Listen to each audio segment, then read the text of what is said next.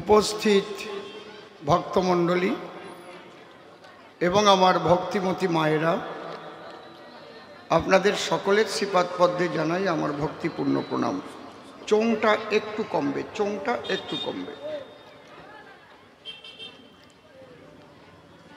পরম প্রেমময় শ্রী শ্রী ঠাকুর অনুকূল চন্দ্র, তার শ্রীপাদ পদ্মে ভক্তিপূর্ণ প্রণাম জানাই। অনাদিরাদি গোবিন্দ সর্বকারণে কারণম শ্রীমতী রাধারানী সহ সকল ব্রজবাসী শ্রীপাদ পদ্মে ভক্তিপূর্ণ প্রণাম জানাই। প্রেমের ঠাকুর শ্রী শ্রী চৈতন্য মহাপ্রভু, নিত্যানন্দ মহাপ্রভু সহ সকল গৌর ভক্তের শ্রীপাদ পদ্মে ভক্তিপূর্ণ প্রণাম জানাই। পূর্ণব্রহ্ম শ্রী শ্রী ঠাকুর হরিচাঁদ, পতিত পাবন শ্রী শ্রী ঠাকুর গুরুচাঁদ, মার শান্তি সত্যভামা সহ সকল হরিভক্তের শ্রীপাদ পদ্মে ভক্তিপূর্ণ প্রণাম জানাই। মাতা পিতা, দীক্ষাগুরু, কবিগুরু সহ অনন্ত কোটি ব্রহ্মাণ্ডের অনন্ত অবতার, অনন্ত সাধুগুরু মহাপুরুষ, সাকার নিরাকারে যিনি যেখানে যে অবস্থায় অবস্থান করছেন, প্রত্যেককে আমার ভক্তিপূর্ণ প্রণাম জানাই। আমাদের মূল ধর্ম হচ্ছে সনাতন। পরবর্তীতে এই ধর্মের নাম হয়েছে হিন্দু ধর্ম। যীশুখ্রিস্ট জন্ম না নিলে খ্রিস্টান ধর্ম পৃথিবীতে আসতো না। ভগবান বুদ্ধদেব জন্মগ্রহণ না করলে বৌদ্ধ ধর্ম সৃষ্টি হতো না। হতো কি? দিনের নবী হজরত মুহাম্মদ জন্ম না নিলে ইসলাম ধর্ম বলে কিছু পৃথিবীতে আমরা জানতে পারতাম না।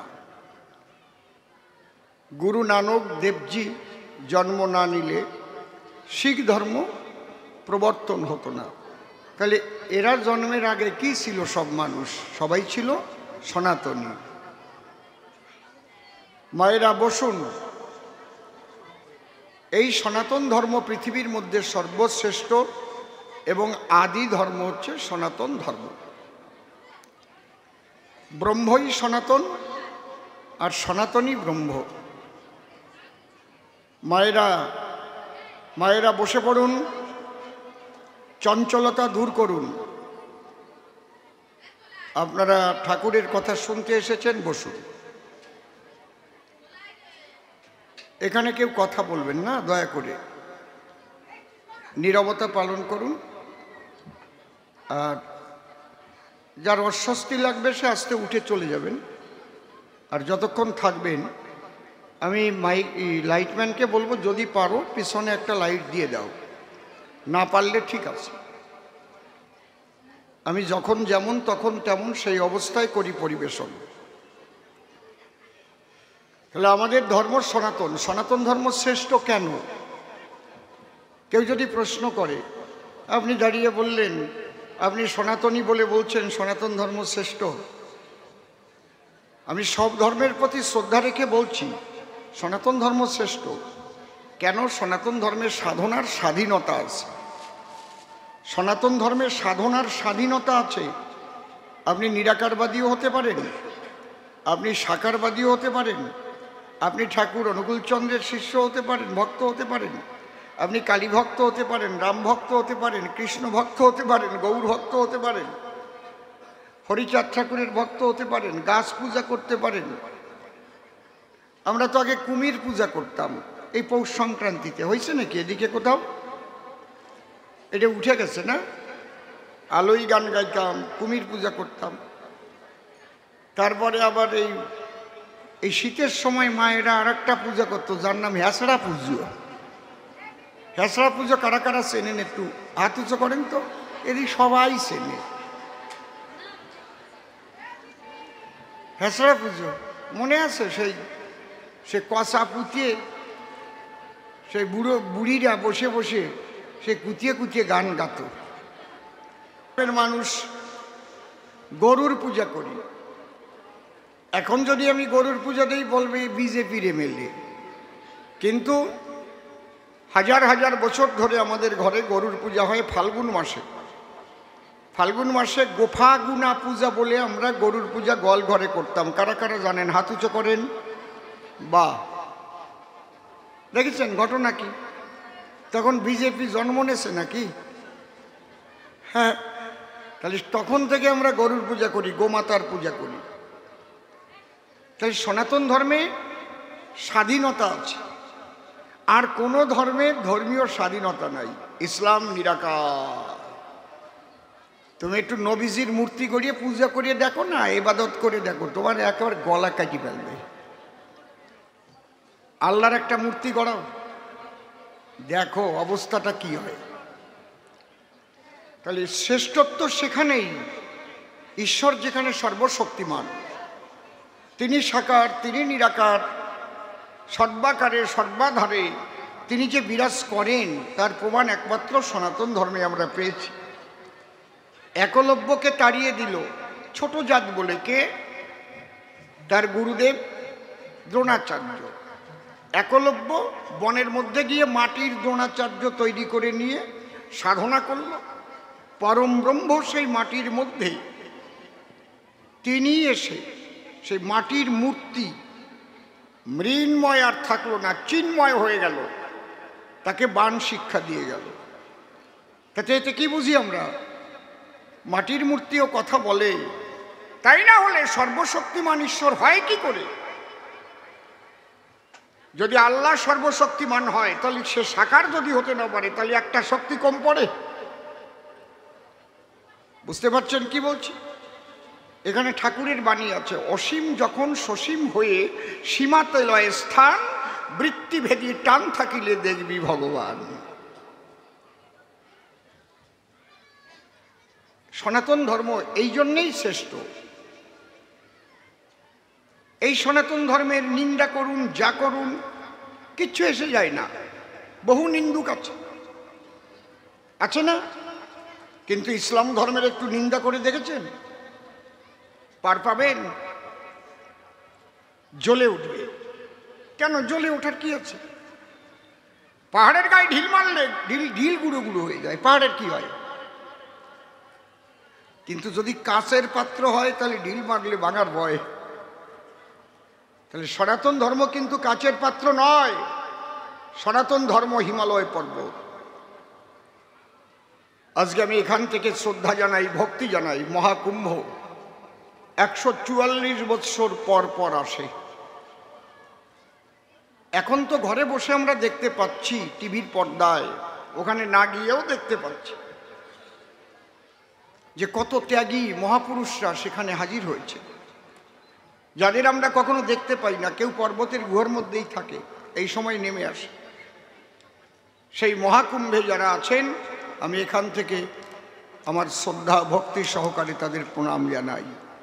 সেই মহা কুম্ভের মহামহর সাধক সাধিকা যারা রয়েছে। তাই আপনারা যে যে মতে আসেন, আপনারা কিন্তু মনে রাখবেন, যত মত তত পথ। কেউ কোনো মতের নিন্দা করবেন না। নিন্দা তার হবে যে চরিত্রহীন, যে ধর্মপথে এসে ধর্মের দোহাই দিয়ে ব্যবসা করছে, মানুষকে ঠকাচ্ছে। বুঝতে পারছেন কি বলছি? এখানেও ঠাকুরের বাণী আছে, সেগুলো আমি বলবো আপনাদের কাছে। এখানে আপনারা রাম ভক্ত, কালী ভক্ত, কৃষ্ণ ভক্ত, হরিভক্ত, সনাতনীরা এসেছেন গান শুনতে। কিন্তু আজকে এখানে আমাদের আলোচনাটা কি? পরম প্রেমময় শ্রী শ্রী ঠাকুর অনুকূল চন্দ্র তিনি কেন এসেছিলেন, তার আদর্শটা কি, তার দর্শনটা কি, এটা তো সবাই ভালো করে জানে না। যারা ঠাকুরের দীক্ষা নিয়েছে, ঠাকুরের বই পড়েছে, তারা জানে, তারা মানে। এগুলো আপনাদেরও দরকার আছে। আপনি কৃষ্ণ ভক্ত বলে ভাববেন না যে ঠাকুরের বাণী আপনার দরকার নেই। আপনি তার বাণী যদি নিজের জীবনে প্রতিফলিত করতে পারেন মেনে, দেখবেন আপনার জীবনের চলন বলন পরিবর্তন হয়ে গেছে। এই জন্যে আমাকে নিয়ে আসছে কবিগানের মাধ্যমে। অসীম সরকার আসবে বলেই তো দলে দলে এত মানুষ এসেছে, তাই না? অসীম সরকারের মুখ দিয়ে ঠাকুর কেন এসেছিলেন সেই কথাগুলো মানুষকে জানানো। তাই কবিগানে দুইজন লাগে।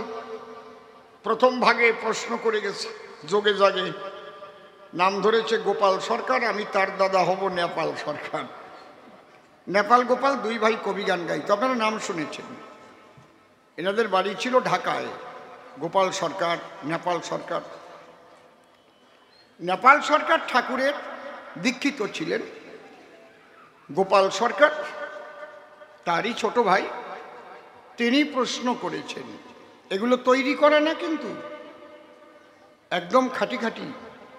সেই ভূমিকায় নির্মল সরকার দাঁড়াইয়ে প্রশ্নগুলো দিয়েছে ছড়িয়ে, যে দাদা ভাই আমরা একসঙ্গে কবিগান গাই, আমরা তো কৃষ্ণ ভক্তই সবাই, তুমি হঠাৎ কেন ঠাকুর অনুকূল চন্দ্রের মতে দীক্ষিত হলি, ব্যাপারটা কি, কি পেলে?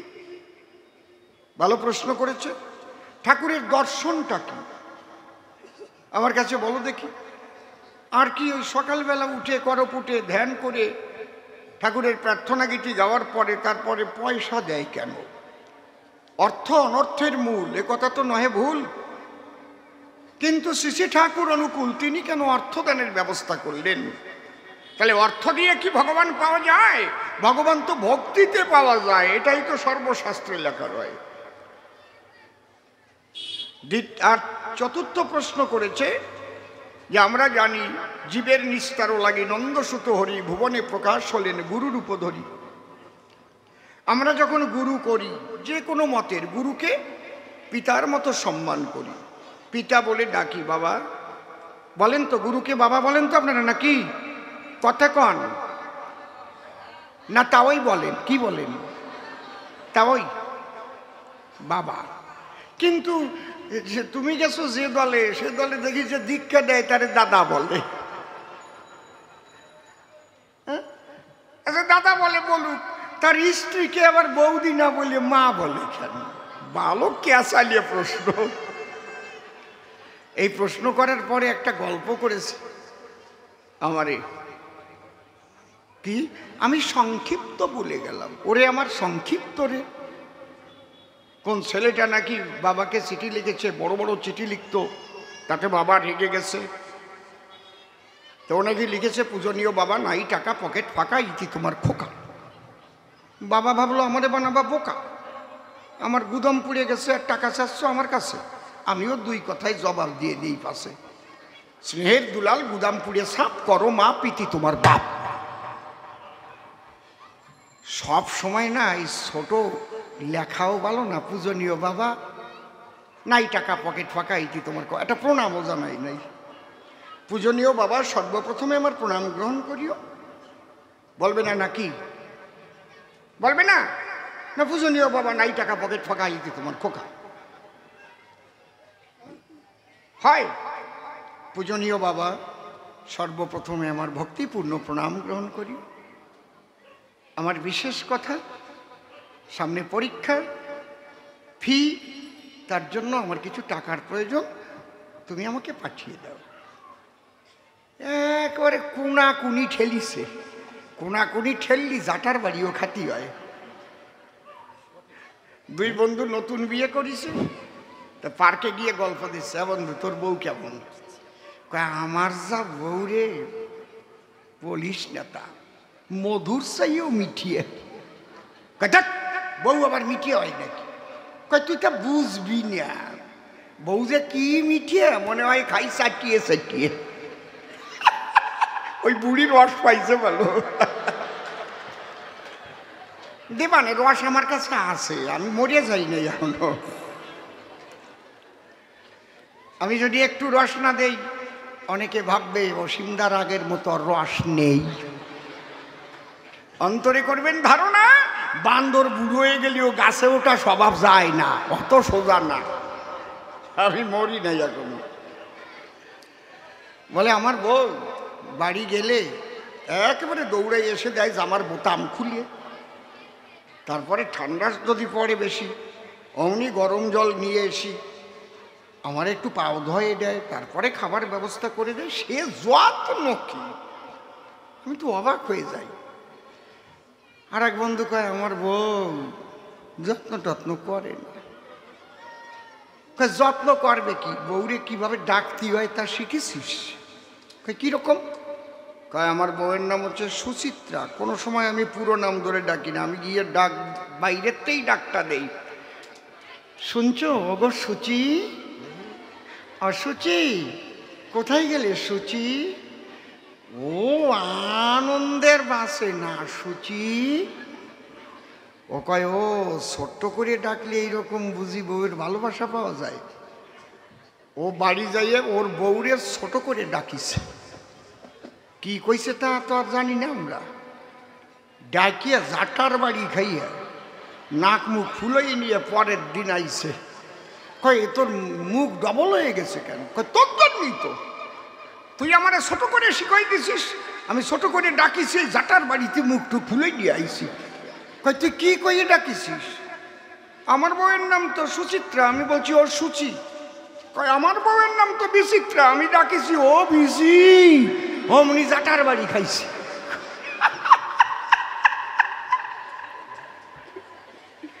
আমি ডাক দিছি ও বিসি, আমার বউ কয় আমি তোমার বিসি, তোরে এইবার দিছি।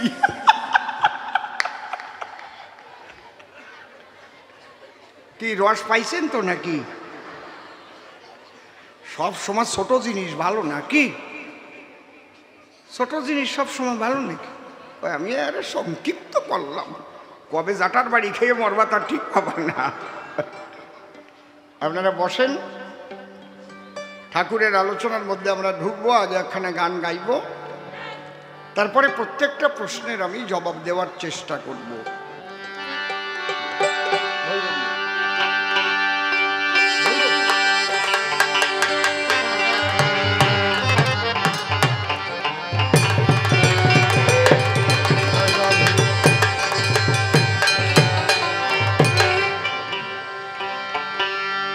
হারমোনিয়ামটা একটু লাগবে, আউটে আউটে ওই বক্সে।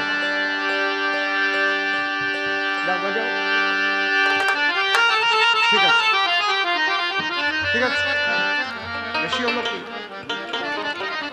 আর একটু কম হচ্ছে, কানে লাগে মানুষ। হা হা হা। তাহলে আমরা যে যে মতে যে যে পথে থাকি আমরা সবাই কি কি বললাম? আমরা সবাই সনাতনী। খেয়াল থাকবে তো, আমরা সবাই, জোরে বলুন, আমরা সবাই সনাতনী।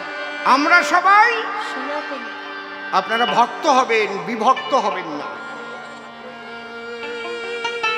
যে ঠাকুরেরই ভক্ত হন, ভক্ত হবেন। বিভক্ত হলে কিন্তু ধর্ম রক্ষা করতে পারবেন না। আগামী দিনের পরিস্থিতি মোটেও ভালো না। বাংলাদেশকে দেখে আপনাদের শিক্ষা নেওয়া উচিত বলে আমি মনে করি। যে লোকটা জীবনে হাত দিয়ে একটা লাঠি ধরে নাই, যে লোকটা মুখ দিয়ে কৃষ্ণ নাম ছাড়া কাউকে গালি দেয়নি, সেই লোকটাকে জেলের অন্ধকার কুঠুরির মধ্যে ভরে রেখেছে। একটা উকিল দাঁড়াতে দেয় না। এটা কোন ধর্মের নিয়ম?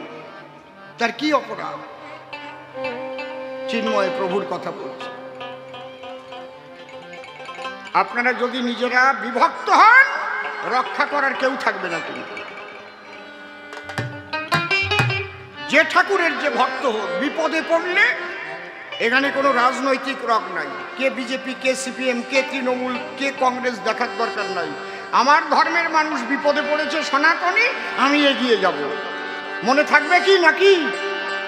মনে থাকবে?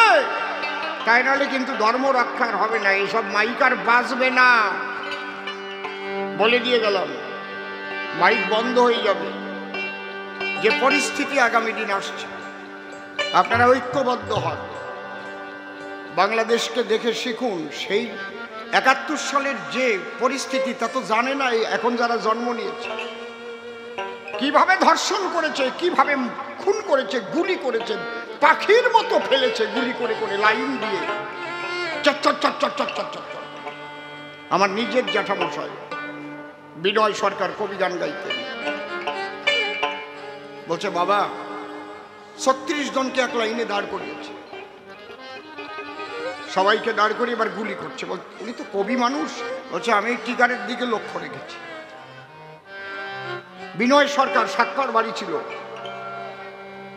নাম শুনেছেন? কারা কারা চেনেন একটু হাত তোলেন। বিনয় সরকার, হ্যাঁ।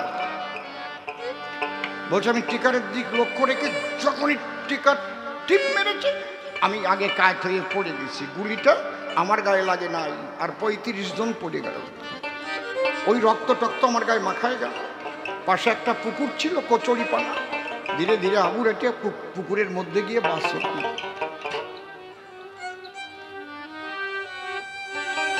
এখানকার বেশিরভাগ মানুষ ওপার বাংলা থেকে আসা মানুষ। ঠিক বলছি না বেঠিক বলছি? নাচতে নাচতে আসে নাই তারা উদ্বাস্তু। আজকে দেখে আপনারা বুঝতে পারছেন ওপার বাংলার কি পরিস্থিতি, কি অপরাধ করেছে হিন্দুরা আমি জানি না। তাদের বাড়ি ঘর জ্বালিয়ে দেয়, জোর করে তাদের নারীদের ধরে নিয়ে যায়, মেরে দেয়, গলা কেটে দেয়। কি চিৎকার! এখন তো মিডিয়া আছে বলে আমরা দেখতে পাচ্ছি না। এটা দেখে যদি আপনাদের শিক্ষা না হয় আমার কিচ্ছু বলার নাই। যে যখন বিপদে পড়বে ঐক্যবদ্ধ হয়ে সবাই তার প্রতিরোধ করবেন, তাহলে আপনার ধর্ম রক্ষা হবে। এই সনাতনীদের আমি এই বাণীটা দিয়ে যাচ্ছি। আর কেউ কারো নিন্দা করবেন না। ও মতুয়া, উনি অনুকূল ঠাকুরের শিষ্য। যে যে গুরু ধরেছেন ধরার মতো ধরেন।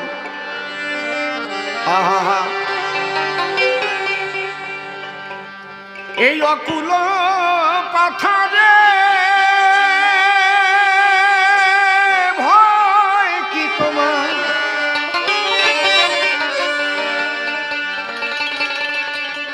এই অকুল পাথারে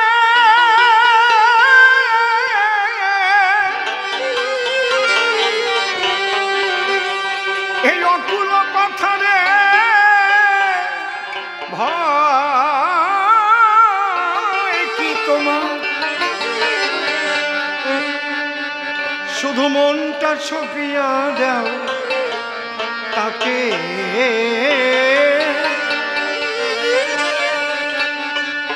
শুধু প্রাণটা সপিয়া দাও তাকে,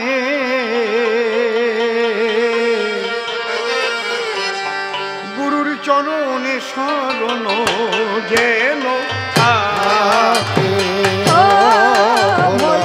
জয় জয় সদ্গুরু প্রেমানন্দ হরি হরি বল।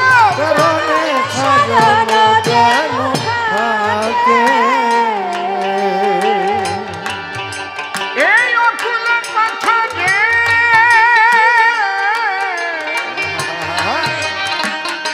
ভয় কি তোমার, অকুল পাথারে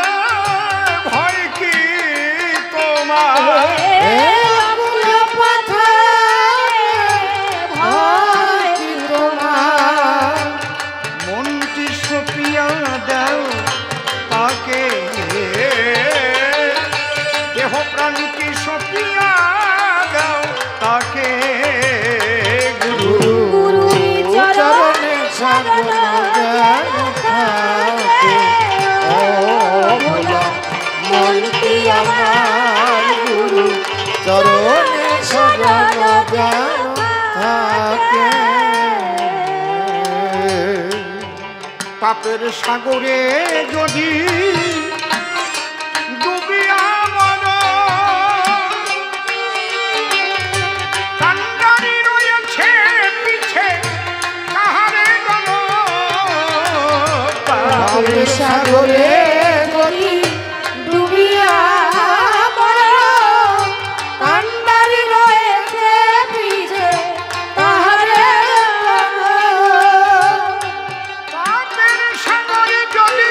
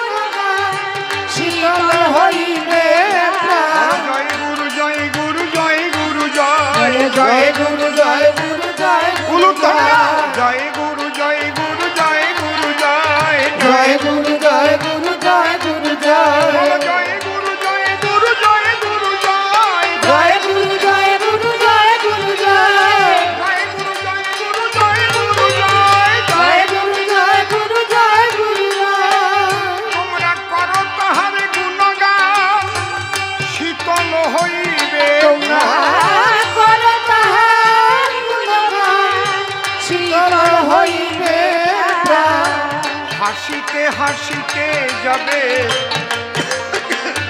হাসিতে হাসিতে যাবে পুলকে গোলকে। গুরু চরণ শরণ যেন থাকে, ও ভোলা মনটি আমার গুরু চরণে শরণ থাকে। হাসিতে হাসিতে যাবে, হাসিতে হাসিতে হাসিতে,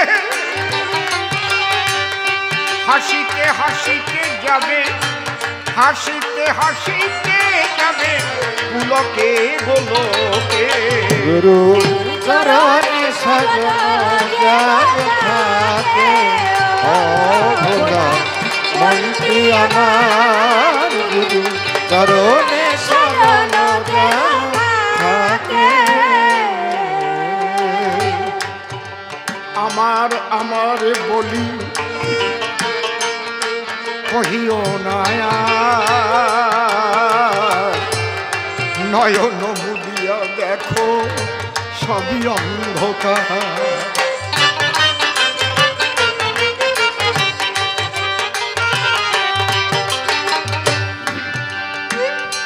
সনাতন ধর্মের মূল আদর্শ হচ্ছে ত্যাগ। দেখবেন যে কোনো সিদ্ধ মহাত্মা আপনাকে ত্যাগের কথাই শিক্ষা দেবেন। ত্যাগ মানে সংসার ছেড়ে চলে যাওয়া না, এখানে থেকেই ত্যাগাশ্রিত হয়ে সমস্ত কিছুকে ভোগ করা। ভোগীরা শুধু ভোগ করার জন্য যদি ভোগ করে তাতে দুর্ভোগ বাড়ে। আর মনে ত্যাগকে আশ্রয় করে যদি ভোগের মধ্যেও থাকে তাকে দুর্ভোগে ধরতে পারে না। কারণ ঈশ্বর তো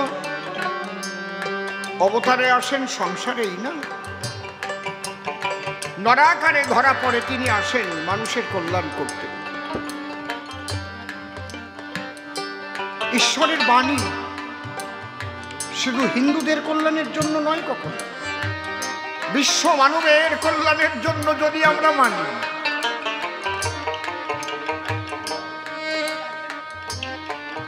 যে ধর্ম কথায় বিশ্ব মানবের কল্যাণ না হয়, যে ধর্ম কথায় গণ্ডিবদ্ধ চিন্তাধারা শিখায়, তা কখনো ধর্ম কথা নয়, সেটা হচ্ছে শয়তানের বাণী।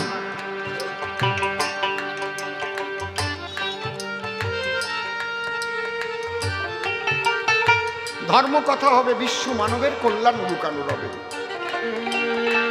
তাই শ্রী শ্রী ঠাকুর ভবা পাগলার গান আমি মাতৃ সম্মেলনেও সর্বপ্রথম এক মা শ্রী শ্রী ঠাকুর ভবা পাগলার গানই গেয়েছিলেন। আমার কেউ নাই তাই তোমারে জানাই, তুমি জীবন মোর, তুমি মোর প্রাণ, সুন্দর ভুবনে তুমি ভগবান। কই তোমরা তো ভাবেননি তো যে আমরা তো ঠাকুর অনুকূল চন্দ্রের শিষ্য, আমরা ভবা পাগলার গান গাইব কেন? ভেবেছে কি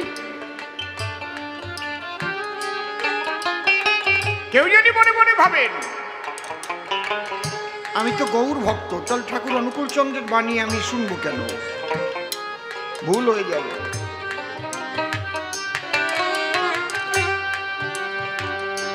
আমার আমার বলি কহিও না আর,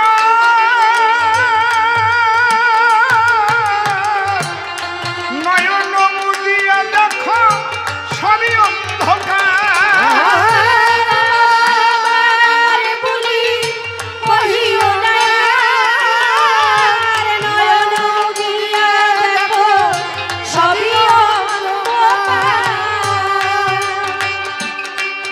আছো তুমি যতক্ষণ আনন্দ করো মন, তুমি আনন্দ করো, আছো তুমি যতক্ষণ আনন্দ করো মন। পাগল ভবা কহে চলিয়াছো, ভবা কহে চলিয়াছো, আছো মরণের দিকে। গুরুর চরণে সাধন যেন থাকে, ও ভোলা মনটি আমার গুরু চরণে সাধন যেন থাকে।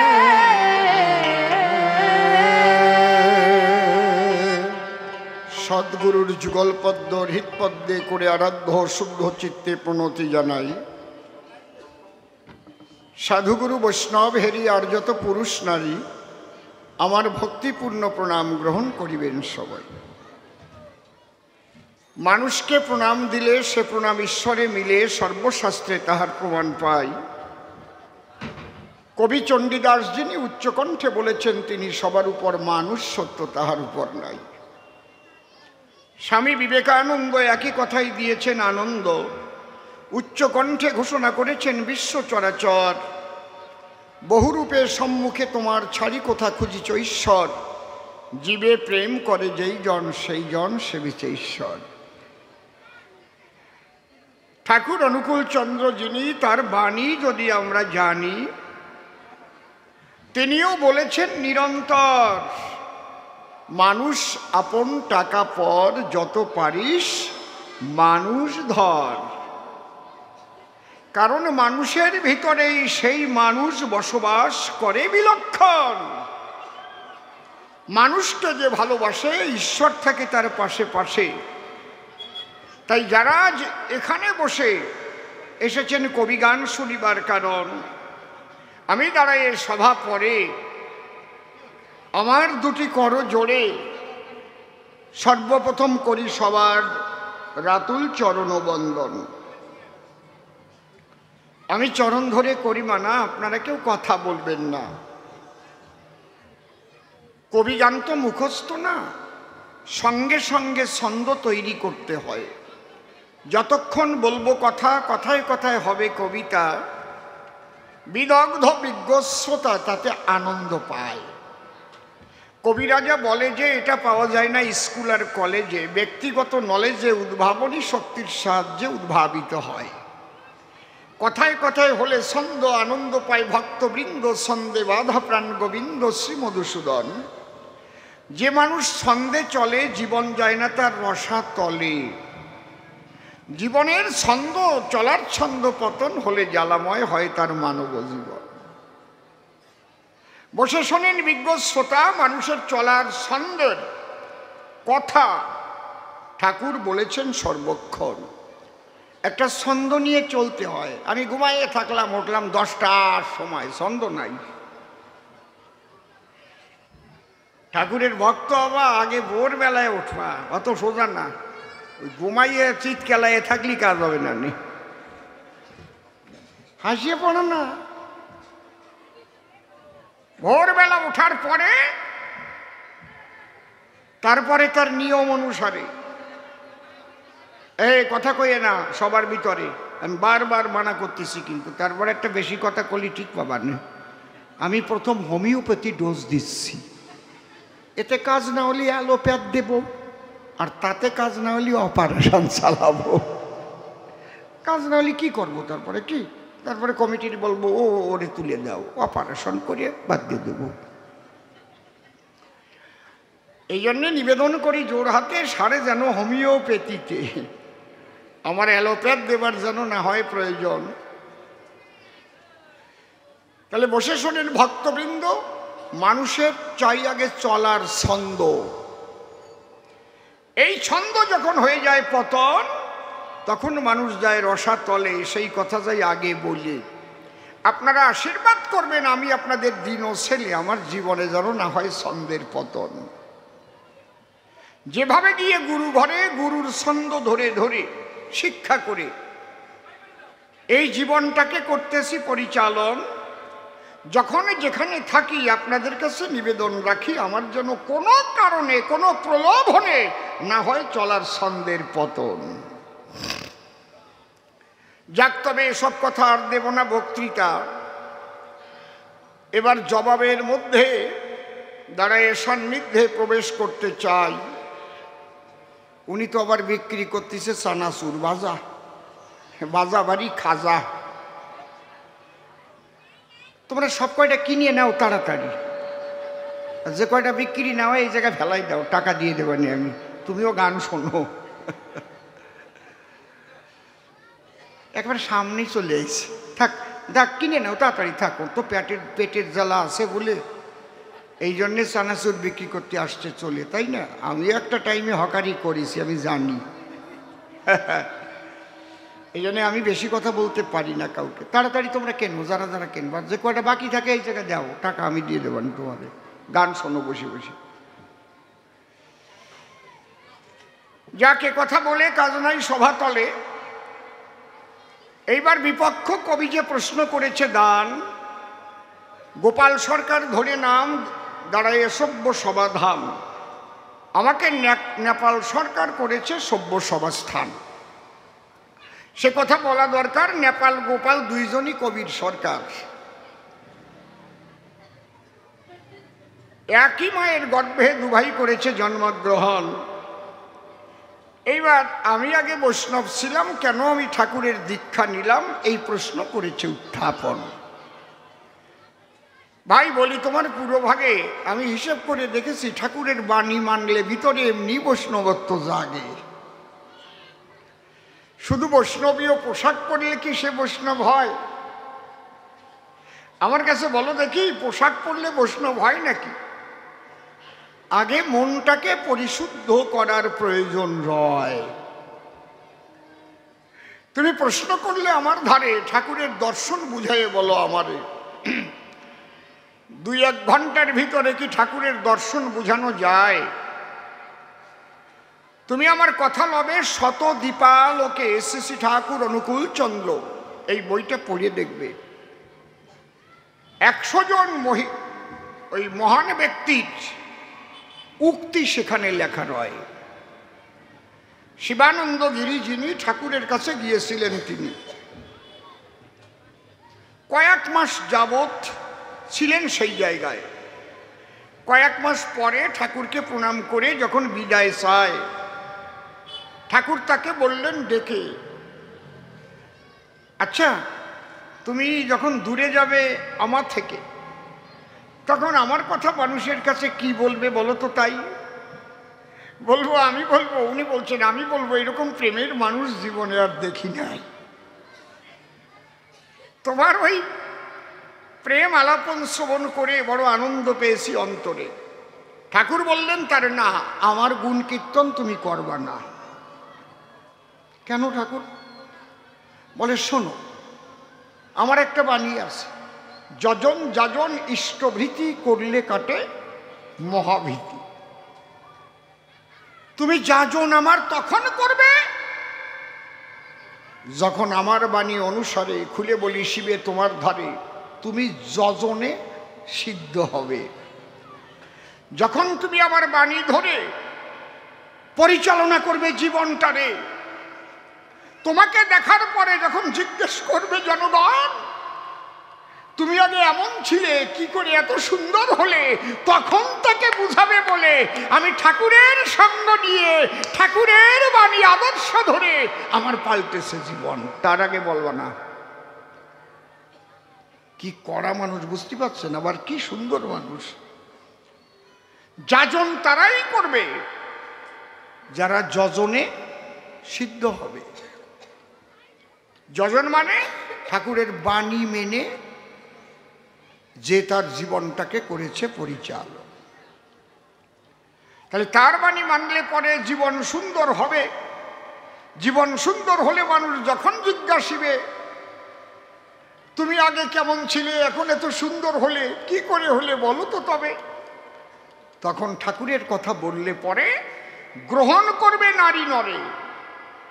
কিন্তু আমার আচার ব্যবহারে যদি ঠাকুরের বাণী ফুটে না ওঠে মহাশয়, আমার কাছে বলুন দেখি, আমি ঠাকুরের বাণী বললে তাই মানবে নাকি? মানা সম্ভব নয়। এই জায়গা ঠাকুর বলেছেন, কি বলছেন, যে ধর্ম যদি না ফুটলো তোর সংসারের প্রতি কর্মে, ধর্ম যদি না ফুটলো তোর সংসারের প্রতি কর্মে, বাতিল করে রাখলি তারে কি হবে সেই ধর্মে? কি সুন্দর কথা, মর্মে মর্মে গেঁথে যায় না? অর্থাৎ প্রতি কর্মের ভিতরে আপনাকে ধর্মের আচরণ করতে বলেছেন ঠাকুর বারে বারে। শুধু ধর্মীয় পোশাক পরে আমি ধার্মিক হয়ে বেড়াচ্ছি ঘুরে, কিন্তু আমার কর্ম যদি তা ভালো না হয়, আমার কাছে বলুন দেখি আমার দ্বারা জগতের কল্যাণ হবে নাকি? হওয়া সম্ভব নয়। ভাবছ বসে চলবে কি সে? ভাববার তুমি কে? ভাববার যিনি, ভাবছেন তিনি, তুমি ভাবো তাকে। তাহলে ধর্ম যদি না ফুটলো তোর সংসারের প্রতিকর্মে, তাহলে প্রতিকর্মে ধর্ম কি করে আপনি ফুটিয়ে তুলবেন? ধর্ম যদি না ফুটলো তোর সংসারের প্রতিকর্মে, বাতিল করে রাখলি, তাহলে কি হবে সেই ধর্মে? বিবাহ করার পরে স্বামী স্ত্রী সংসার করে, এইবার স্বামী স্ত্রী যদি ঝগড়া করে, ছেলে মেয়ে যদি তাই দেখে বারে বারে, তাহলে সেই ছেলে মেয়ে ভালো হবে? সেখানে ঠাকুর বলে গেছেন, স্বামী স্ত্রীতে ঝগড়া করে, ছেলে পেলে দেখে, জাহান্নামের সদর দরজায় বাসাগুলো রাখে। কি আপনাকে দরকার নাই এগুলো? এগুলো দরকার নাই? কার দরকার নাই? রাম ভক্ত হন, কালী ভক্ত হন, কৃষ্ণ ভক্ত হন, হরি ভক্ত হন, একবার দাঁড়িয়ে কোন যেগুলো আমার দরকার নেই। তাহলে এই যে ঠাকুরের বাণী যদি আমরা মনে প্রাণে মানি না, বাণীটা ভালো, আমরা স্বামী স্ত্রী ঝগড়া করব না, আমরা ভালোবাসা নিয়ে সবে করব বসবাস। আপনারা প্রশ্ন করতে পারেন আমার ধারে, আপনি তো বলছেন বারে বারে সব সময় থাকে নাকি আনন্দের উল্লাস? সব সময় স্বামী স্ত্রী আই লাভ ইউ এই হয় নাকি? মাঝে মাঝে ঝগড়াঝাটি হয় না? কি হয় না? একজনের স্ত্রী এক সাধুর কাছে গেছে, যে বলছে বাবা কি যে গন্ডগোল, আমার স্বামী সহ্য করতে পারতেছি না, আমি খালি গন্ডগোল বাদে, খালি গন্ডগোল বাদে। শোনো, এটা তাবিজ দিলাম, এই তাবিজটা গালের মধ্যে নিয়ে দাঁত চাপিয়ে ধরে রাখবা 3 দিন, দেখো তো 3 দিনের মধ্যে গন্ডগোল হয় কিনা। 3 দিনের মধ্যে গন্ডগোল হয় নাই। 3 দিন পরে গেছে সাধুর ধারে, সত্যি আপনার তাবিজে কাজ হয়েছে? তাবিজে কাজ হয় নাই, তুমি মুখ বন্ধ করেছিলে এই জন্যই কাজ হয়েছে। তাবিজ গালের মধ্যে দিয়ে কথা তো কও নাই, খালি তুমিও খাও আপনি গুতো খাও, তা বোঝো না? তোমার ওই মুখ বন্ধ করে তুইছি তাবিজ দিয়ে। কায়দা আছে। স্বামী হয়তো 2-1 কথা বলতে পারে, বাইরের থেকে কত কঠোর পরিশ্রম করে সে ঘরে ফেরে, তারপরে যদি স্ত্রী আবার তার উপরে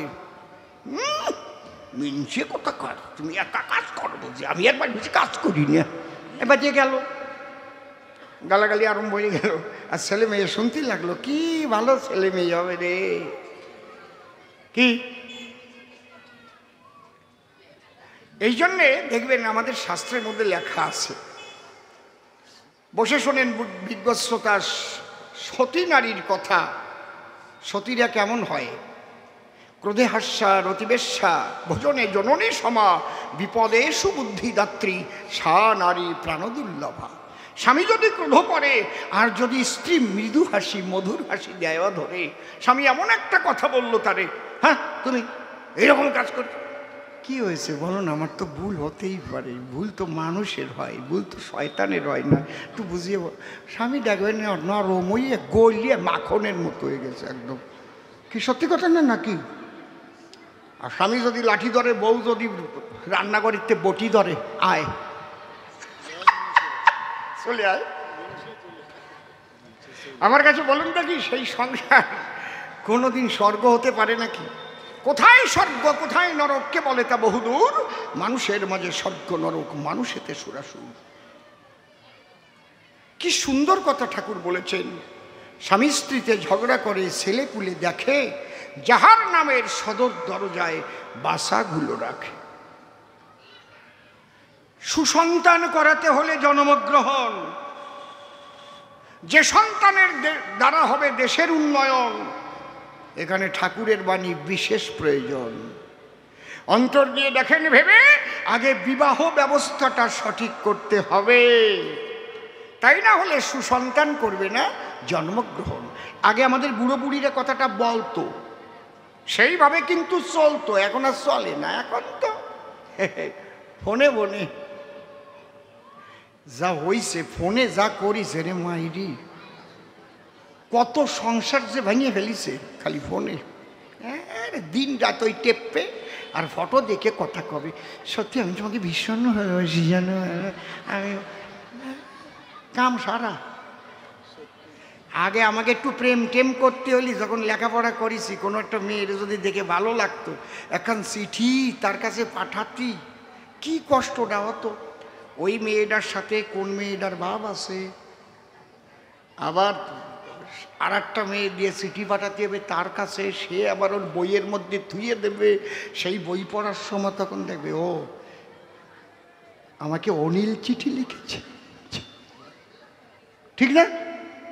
আমার কাছে বলুন দেখি, আগে অত তাড়াতাড়ি খারাপ হতো নাকি? এখন খারাপ হওয়ার কেন্দ্র বড় একটা যন্ত্র, এটা হয়েছে মোবাইল ফোন। খারাপ কথা করছি নাকি? নাকি ঠিক না? স্বামী স্ত্রী দুই এক কথা সংসারেতে হয়। আগে কিন্তু ওই স্ত্রী যে বাপের বাড়িতে নালিশ জানায় এটা কম ছিল, আর এখন যদি দুই এক কথা সাথে সাথে মন করে, মা আমার এই করেছে জানো, এই করেছে, হয়ে গেল। মা এমন বুদ্ধি দিয়ে দিল, যাও সংসার চুরমার। বুঝতে পারছেন ঘটনাটা? তাহলে এখানে ঠাকুরের বাণী মনে রাখবেন, স্ত্রী স্বামীকে ভালোবাসবেন এবং স্বামী স্ত্রীকে সম্মান দেবেন। ঠাকুর কি সুন্দর বলেছে। আগে আমরা শুনেছি সংসার সুখের হয় রমণীর গুণে, ঠাকুর ওখানে যোগ করলেন, না রে হইবার পারে না, এই কথা খালি হইবার পারে না, আপনাইয়া লোক তো এই কথা হইবার পারে না।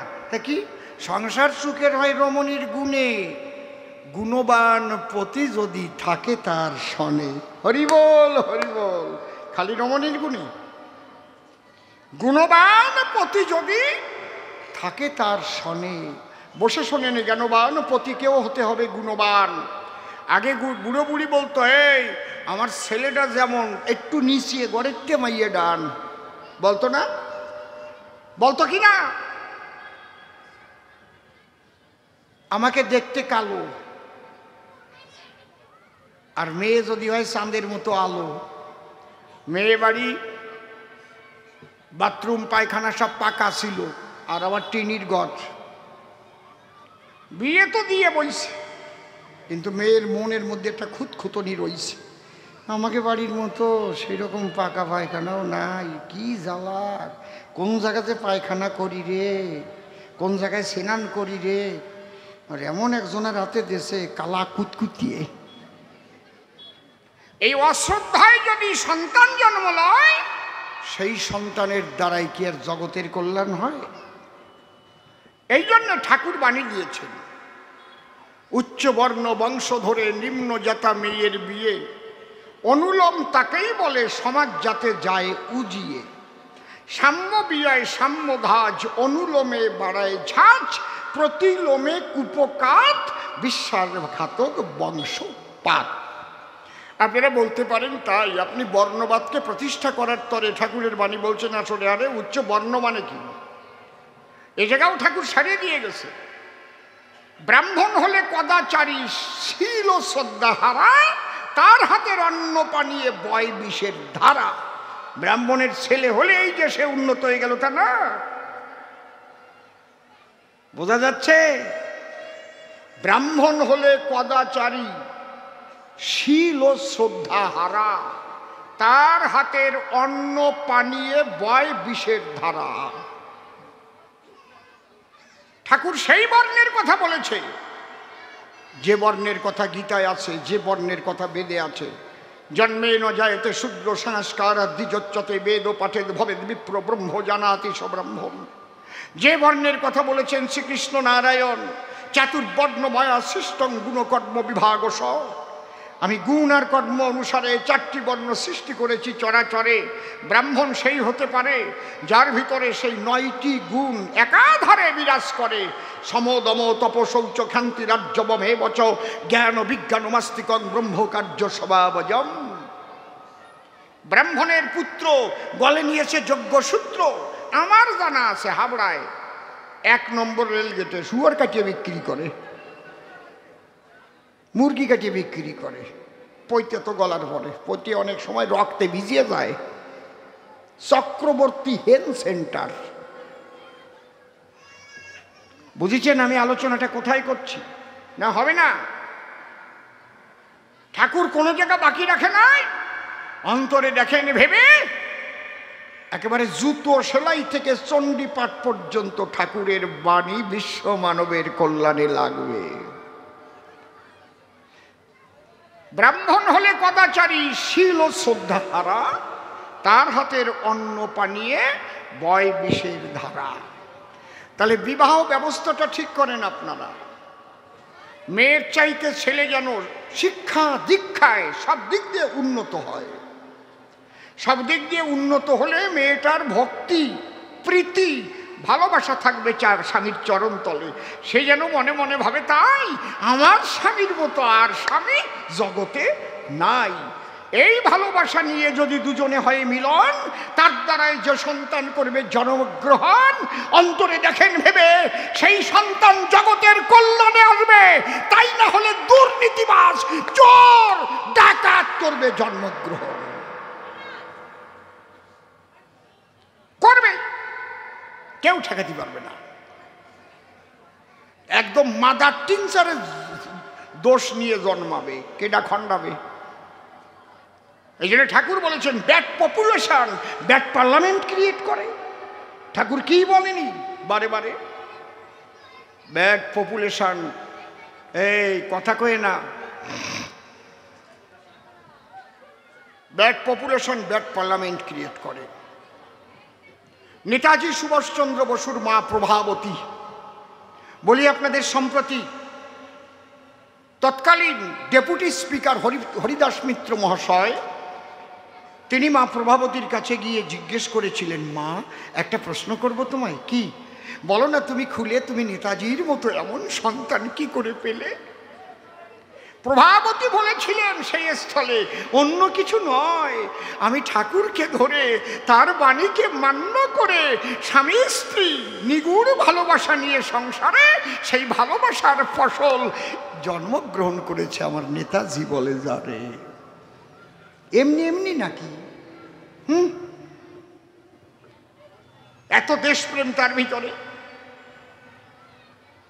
তাহলে এই যে স্বামী স্ত্রী ভালোবাসার মধ্যে দিয়া যে সন্তান যে আত্মা আনে আকর্ষণ করিয়া, সেই সন্তানের দ্বারাই জগতের কল্যাণ হয়। আর বিয়ে করলি তো এক জায়গায় সুতি হয়, ও ছেলে মেয়ে জন্মেই যায়। ওরে দিদি লো দিদি কবে যে ওই বইছে তা জানিও না, আছে না? শুধু কামনায় যদি সন্তান হয়, সেই সন্তান দেশের কল্যাণকারী হওয়া সম্ভব নয়। এই জন্য একটা ভালো ছেলে দেখলে পরে আমার স্মরণ পড়ে আগে তার মা বাবারে। বাহ, তার মা বাবা কত ভালো সংসারে, তার মা বাবার জন্য আজ এই ভালো ছেলেটাকে আমরা উপহার পেয়েছি সমাজের বুকে। ঠিক কিনা? ঠিক কিনা? একটা মানুষ যদি ভালো জন্মায়, তার দ্বারা কোটি কোটি মানুষের উপকার হয়। আর একটা মানুষ যদি খারাপ হয়, কোটি কোটি মানুষের মুখের অন্ন কেড়ে খায়। আর এখন চুরি করা তো খুব সহজ। আগে শাবল দিয়ে চুরি করতো, এখন কম্পিউটারে টিপিয়ে টিপিয়ে চুরি। খারাপ কথা করছি না তো নাকি? বুঝতে পারছি? আগে হয়তো চোর এক বাড়ি যেত, শাবল দিয়ে একটু শীত কেটে ঘরে ঢুকে তার কিছু সম্পত্তি নিয়ে পালাতো।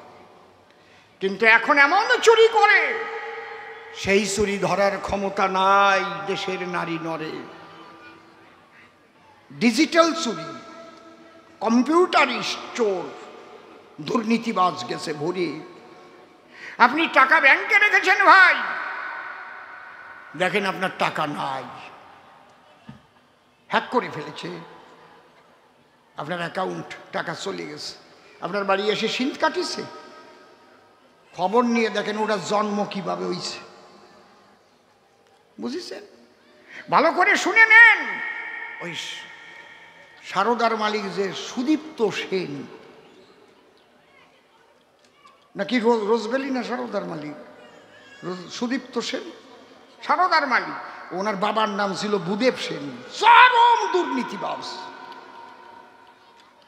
দুর্নীতিবাজের দ্বারাই সন্তান ওইরকম জন্ম হয়, মানুষেরই শোধ দিয়ে পেয়ে গেছে। এই জন্য আগে ঠাকুর নিজেকে ভালো হতে বললেন। তাহলে ভালো হতে গেলে বিবাহ ব্যবস্থাটাকে আগে ঠিক করতে হবে। যে নারী পুরুষের বিবাহ ব্যবস্থা যদি ঠিক না করা যায়, সমস্যার বিষয়। আমরা বিজ্ঞান মানি, জ্ঞানীগুণী, এই বিজ্ঞান মানি কিসের বেলায়? গরুর বেলায়, পটলের বেলায়, কাকরোলের বেলায়, মানুষের বেলায় মানি না। কি গায়দা! কি পটলে ফুল ছয় না, পরাগ সংযোগ যারে কয় ফুল ছয় না, কাকরোলে ফুল ছয় না। তা কি তাজা মোটা ফুলটা দেখিয়ে ওই আর একটাই ছয়, নাকি যেটাই পাশা মরা পটলের ফুল ওইটা নিয়ে ছয়? কথা কও কি? অন্তরে দেখেন ভেবে, ওই পুরুষ ফুলটা তাজা মোটা হবে। দেশি গাভীর গর্ভে বসে শোনেনি জ্ঞানী সরবে, যে গাভীকে মাত্র 2 কেজি দুধ হয় তারও 5 কেজি দুধ পাওয়া যায়, তার বাচ্চার থেকে পাওয়া যায়। কিভাবে? যদি তাকে উন্নত সার দিয়ে মিলন ঘটানো যায়, তাকে ক্রস জার্সি বলা হয়, হয় না? দরকার আপনাদের জানা। কিন্তু দেশি গাভীকে দেশি সার দিয়ে, দেশি গরু দিয়ে মিলন ঘটালে কিন্তু দুধ বাড়বে না, ওই বাচ্চা বকনা বাচ্চা হবে, দুধ আরো কমতি যাবে। তাহলে এই বেলায় আমরা মানি সবাই, কিন্তু মানুষের বেলায় মান্য নাই। যার তার সাথে যার তার বিয়ে হচ্ছে, যার তার সাথে যে সে প্রেম করছে, হাত ধরে চলে যাচ্ছে, আর অমানুষ জন্ম নিচ্ছে। কি দিয়ে আপনি ঠেকাবেন? কি দিয়ে? ঠাকুরের বাণী কোথায় নাই? আপনি শিক্ষকতা করছেন, ঠাকুরের বাণী আপনারও জানা চাই। শিক্ষকের নাই ইষ্টেটান, কে জাগাবে ছাত্র প্রাণ। শিক্ষকের নাই ইষ্টেটান, কে জাগাবে ছাত্র প্রাণ। একটা শিক্ষক যদি নাস্তিক হয়, ঈশ্বরের প্রতি ভক্তি বিশ্বাসহীন যদি হয়, তার দ্বারায় যে শিক্ষা পাবে ওই ছেলেগুলো তো তেমনই হবে না? বসে শোনেন, নারী নরে, মানুষ সংসার করে, স্ত্রীর স্বামীর উপরে যেমন ভালোবাসা থাকবে তেমন সন্তান আসবে। ঠাকুর এ কথা বলে গেছেন একদম। যেভাবে তে স্বামীকে স্ত্রী করবে উদ্দীপিত, তেমনতর সন্তান পাবে তেমনই সন্দীপিত। কি ঠিক বাণী বলতেছি তো, নাকি জম্বের পড়া পড়িছি? একদম অনুশ্রুতি এমনি পড়ি নাই, ভালো লেগেছে পড়েছি, চেষ্টা করছি তার বাণী পালন করে চলা। দেখেছেন কি সুন্দর? যেভাবে তে স্বামীকে স্ত্রী করবে উদ্দীপিত, তেমনতর সন্তান পাবে তেমনই সন্দীপিত। একটা কথা দরকার জানা, যদি স্ত্রী ভক্তিমতী হয়, স্বামী যদি একটু খারাপও হয়, স্ত্রীর ভালোবাসার দ্বারায় ভালো হতে পারে তার সানা। তার প্রমাণ প্রহ্লাদের বাবা কিন্তু দৈত্য ছিল, হিরণ্যকশিপু যারে কয় সবাই জানি পরিচয়, কিন্তু তার মা কয়াদু, তার মধ্যে ছিল কৃষ্ণ প্রেমের মধু। বুঝতে পারছেন কি বলছি? নারদ বলেছিল কয়াদুর ধারে, তোমার গর্ভে একটা সুসন্তান জন্ম নিতে পারে, তুমি তোমার ভালোবাসা দিয়ে তোমার স্বামীরে যদি একটা নিশি তোমার সঙ্গে করাও হরিনাম কীর্তন, তুমি বলবে স্বামীর ঠাই জীবনে তো তোমার কাছে আমি কিছু চাই নাই, আমরা দুইজন মিলে একটা রাত্রিকালে আমরা করব হরিনাম কীর্তন। এই হরিনাম কীর্তন করে মিলন হব দুজন একত্তরে। নারদের পরামর্শ অনুসারে স্ত্রী তার ডাক দিয়ে বলেছিল স্বামীর ধারে, শুনছো প্রাণ ও প্রিয়তম, কেউ তো নাই আমার জীবনে তোমার সম, কোনোদিন তো তব কাছে কিছু আমি আকাঙ্ক্ষা করিনি, তুমি আমার কথা লবে, আমার একটা কথা তুমি শুনবে, আমি তো তোমার গৃহিণী। কি কয়, আগে প্রতিজ্ঞা করো, ধরো কথা ধরো, আমি যা বলবো একটা কথা শুনবে। বলো। আমি খুলে বলি, তোমার সাক্ষাৎ মাত্র একটা রাত, তুমি আমার সঙ্গে একটু হরিনাম কীর্তন করবে। বলো কি? হরি ও আমার চিরহরি। হরি মানে শত্রু, বলে কেউ জানবে না। তুমি যদি আমাকে ভালোবেসে থাকো, অন্তত একটা নিশি আমার কথাটা রাখো, কেউ জানবে না। একটা নিশি ভরে হরিনাম করে তুমি আমি হব মধুর মিলন, যদ্বারায় আমাদের একটি সন্তান করবে জন্মগ্রহণ। সেই পরামর্শ অনুপাতে স্ত্রীর কথায় সায় দিয়েছিল তার ভালোবাসাতে। বুঝেছেন? যদি না শোনো আমি চলিয়ে যাব বাপের বাড়ি, এসব না, দেয় নাই স্বামীর সঙ্গে আড়ি। নারীর মধ্যে এমন শক্তি লুকানো রয়, শাস্ত্রের মধ্যে লেখা আছে মহাশয়, পুরুষের 6, নারীর হচ্ছে 9। নারী সাগরের ন্যায়। একটা নারী যদি ইচ্ছা করে কোনো পুরুষকে দিতে পারে সারে খারে, একটা নারী যদি ইচ্ছা করে একটা পুরুষকে দেবতার আসনে বসায় দিতে পারে। নারীর মধ্যে এমন শক্তি লুকানো রয়। আপনারা কোনো পুরুষ করবেন না সেন্টিমেন্ট। ভালো সন্তান হওয়ার ক্ষেত্রে নারীর অবদান 90%, পুরুষের মাত্র 10%। ওই একটা নিশি দুজন হরিনাম করেছিল বসি বসি, তার অকৃত্রিম সেই ভালোবাসাবাসি, প্রাণ প্রেয়সী স্বামীর সঙ্গে ভালোবাসার মধ্যে দিয়ে অন্তরঙ্গে হইল মিলন, যার দ্বারাই প্রহ্লাদের মতো ভক্তের জন্ম হয়। সে বুঝতে আরম্ভ করলো যে সময়, সেখান থেকেই হরিনাম করতে আরম্ভ করলো, কীর্তন। হিরণ্যকশিপু করে মানা, মোটে হরিনাম করবি না, হরি আমার ওরি, তুই জেনে নে আমার আদরের নন্দন। প্রহ্লাদ যেকে বলে বাবার কাছে, জন্ম মাত্রই যেন আমার হৃদয়ের মধ্যে কে হরি হরি ধ্বনি করিতেছে। বাবা মুখের হরিনাম তুমি বন্ধ করে দিলে, আমার কাছে বলো দেখি আমার হৃদয়ের হরিনাম কোনোদিন বন্ধ হবে নাকি? হরিনাম হচ্ছে আমার দেলে। কি? প্রহ্লাদের বাবা ভাবে তাই, তাহলে এরে একটু গুরু গৃহে নিয়ে যাই, লেখাপড়া যদি শিখানো যায়, লেখাপড়া শিখলে পরে ওই হরিনাম করবার আর সময় পাবে না। ষণ্ড অমর্কের ঘরে করিল অর্পণ। গুরুদেব কি কথা লব, আমার ছেলেটার একটু ভালো করে লেখাপড়া শিখাই দেবা, এ যেন ওর হরিনাম না করে কোনো সময়। এখন ওরে যখন লেখাপড়া শেখায় বেশ কিছুদিন কেটে যায়, কিন্তু বললে বলে মন একবার হরি কথা সর্বদাই, হরি ভুলানো যাচ্ছে না। গুরুদেব মনে ভাবে ওরে নামটা দিতে হবে, নামটা কঠিন, নামটা পড়তে গেলে আর হরি বলা আসবে না সেই দিন। এই তোমার 9-এর ঘরের নামটা আগে শিখতে হবে। কি? বলে 9 একে 9, 9 দ্বিগুণ 18, 3 নং 27, 4 নং 36, 5 নং 45, 6 নং 54, 7 নং 63, 8 নং 72, 9 নং 81, 9 10 90। যেই বলেছে 9 একে 9, প্রহ্লাদ লাভ দিয়ে উঠে কয়, এক হরি ছাড়া আর কিছু নয়, হরি ছাড়া কিছু নয়, 9 একে 9। গুরু মনে মনে ভাবে তাই, এ তো ছাড়াতে যাইয়ে আরো জড়াই, ছাতা ছাড়াতে আরো জড়াই পড়িছে না। হরিনাম ভুলাবার তরে 9-এর ঘরের নামটা দেশে তারে, আর ওই 9-এর ভিতরে হরিময় ডাকে বারে বারে। ছাতা ছাড়াতে জড়াই কি করে গল্প জানেন? শুনেছেন? কব নাকি? কব? কও কও, আমার মাঝের দি এক জামাই জীবনেও দাঁত মাঝে নাই।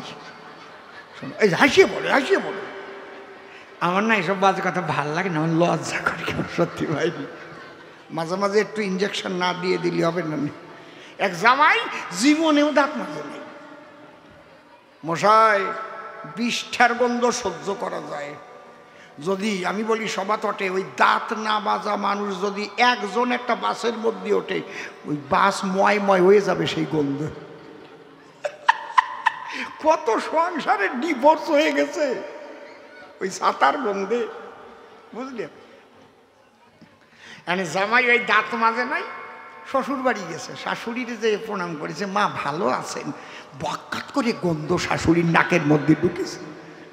শাশুড়ি মনে মনে ভাবে, তা ইয়ে কোন পদের জামাই, দাঁত মাজে নাই, সি সি সি সি সি সি, এই যদি পাড়ায় যায় আর এই গন্ধ যদি পাড়ার মানুষই পায়, তাহলে একটা লজ্জার বিষয়। কি তুমি কি কও, লজ্জার না? দাদি তোমার দাঁত কি সুন্দর পরিষ্কার, বিরাস দিয়ে মাঝো না?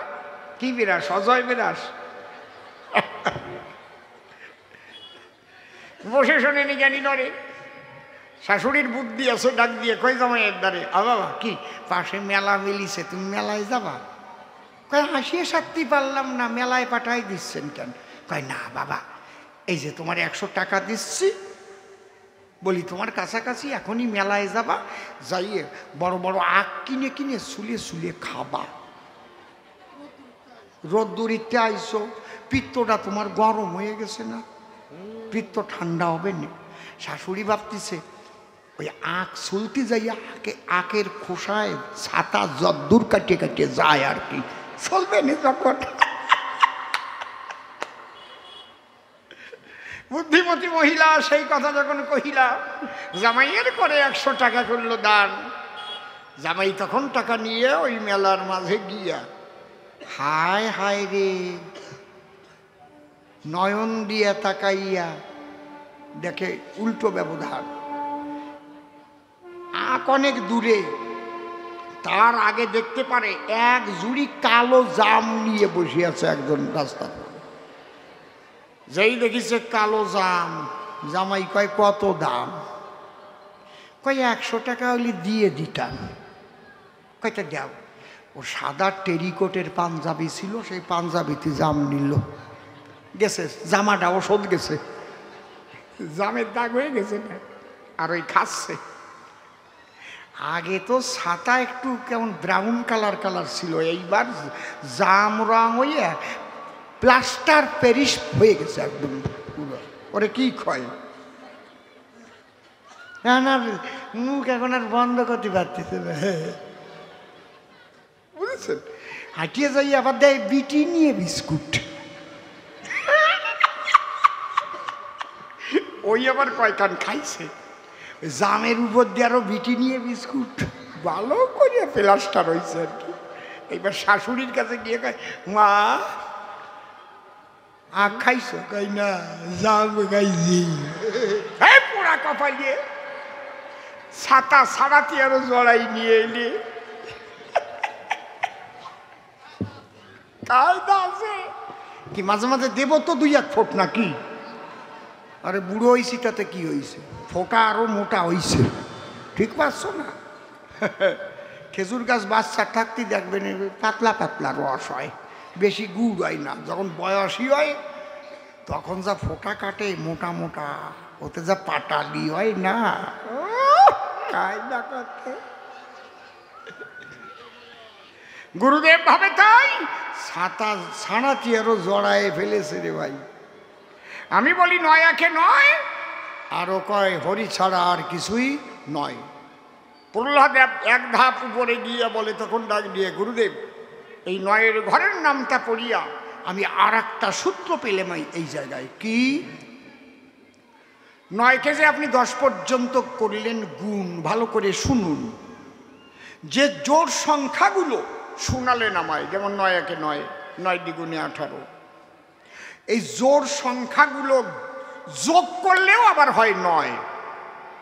বলে কিরকম? বলে 9 একে 9, আমার হরি ছাড়া 9, 9 দ্বিগুণ 18, 1 এ 8, 18, 1 আর 8 9, হরি ছাড়া 9। 3 নং 27, 2 এ 7 27, 2 আর 7 9, হরি ছাড়া 9। 4 নং 36, 3 এর পিঠে 6 36, 3 আর 6 9, আমার হরি ছাড়া 9। 5 নং 45, 4 এর পিঠে 5 45, 4 এর 5 9, আমার হরি ছাড়া 9। 6 নং 54, 5 এর পিঠে 4 54, 5 আর 4 9, হরি ছাড়া 9। 7 নং 63, 6 পিঠে 3 63, 6 আর 3 9, হরি ছাড়া 9, 8 নং 72, 7 2 72, 7 আর 2 9, হরি ছাড়া 9, 9 নং 81, হরি বড় ভালোবাসি, 9 8 আর 1 9, হরি ছাড়া 9, 9 10 90, মনের কথা খুলে কই, 9 আর 0 যোগ করলে হয় 9, হরি ছাড়া 9, হরি হরি বল, হরি হরি বল বলো সর্বদাই, হরিময়, হরি হরি হরি।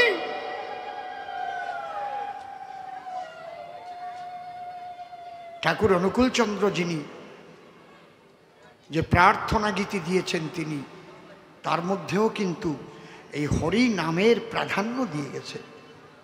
ছাড়ো রে মন কপট চাতুরি, বদনে বলো হরি হরি। হরিনাম পরম ব্রহ্ম, জীবেরই মূল ধর্ম, অধর্ম কুকর্ম ছাড়ো রে, জয় রাধে রাধে, কৃষ্ণ কৃষ্ণ গোবিন্দ গোবিন্দ বলো রে। ওই সূত্র শোনার পরে প্রহ্লাদের গুরুদেব বিমরি খেয়ে পড়ে।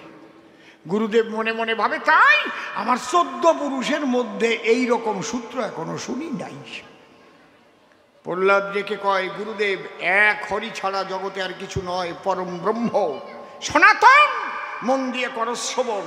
তাকে গুণ করলে, অর্থাৎ নির্গুণ আর সগুণ, গুণ করলে বেড়ে যায়। এক হরি থেকে বিশ্ব সৃষ্টি হয়েছে, আবার যেদিন লয় হয়ে যাবে এক হরিতে হরিময় হয়ে যাবে। হরি ছাড়া কিছু নয়, কিছু নয়, কিছু নয়।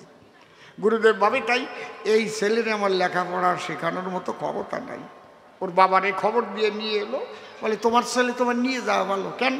আমি ওরে কি লেখাপড়া শিখাবো, আমারে লেখাপড়া শিখাইয়ে ছাড়িছেও। যখন ওই কথা বলে ওর বাবার কাছে, বাবা তো ওরে নিয়ে গেছে, ডাক দিয়ে বলে জল্লাদের কাছে, জল্লাদ কথা মান, বাজার থেকে বিষ কিনে আন, এরে করাবো বিষ পান। সন্তান নয় শয়তান, এ হরিনাম করে সর্বদাই। যখন তাকে আদেশ দিল বাজার থেকে বিষ নিয়ে এলো, বিষের বাটি হাতে দিল, প্রহ্লাদের এতটুকু নাই ভয়। প্রহ্লাদ বলে, জগদীশ তোমার সৃষ্টি অমৃত আর বিষ, আমি ভয় পাবো কিসের দায়? অন্তরে আমার আছে ভাবো, তোমাকে নিবেদন করে আমি ওই বিষের বাটি পান করব। হে প্রভু, তুমি আমার কথা নিও, তোমার ইচ্ছা থাকলে পরে বিষ অমৃত হতে পারে। তুমি তো আমার জীবনের পরার প্রিয়। এই কথা বলে বিষের বাটি হাতে তুলে যখন ওই ঢক ঢক ঢক ঢক করে বিষ মুখে ঢেলে দিল, প্রহ্লাদের বাবা দেখে তাই বিষে তার মরণ হয় নাই। প্রহ্লাদ দু বাহু তুলে বলে একবার হরি হরি বল, হরি বল। কেমন সন্তান জন্ম নিয়েছে! ঠাকুরের বাণী এমনি এমনি নাকি? যেভাবে তে স্বামীকে স্ত্রী করবে উদ্দীপিত, তেমনতর সন্তান পাবে তেমনই সন্দীপিত।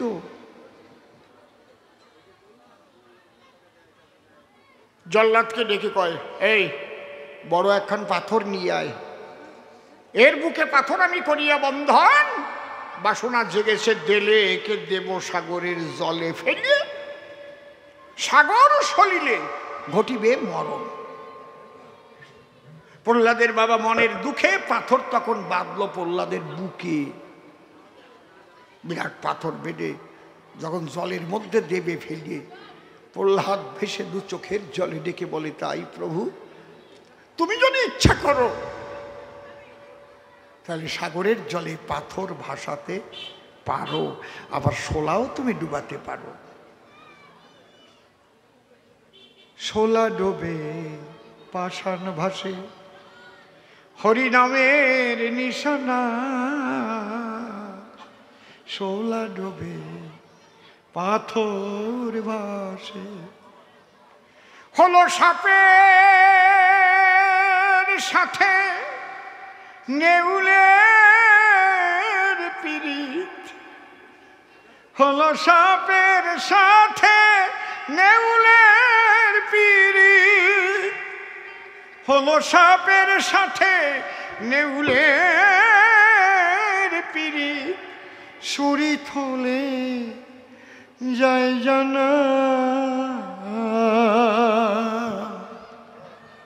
শোলা ডুবে পাথর ভাষা, আমার হরিনামে নিশানা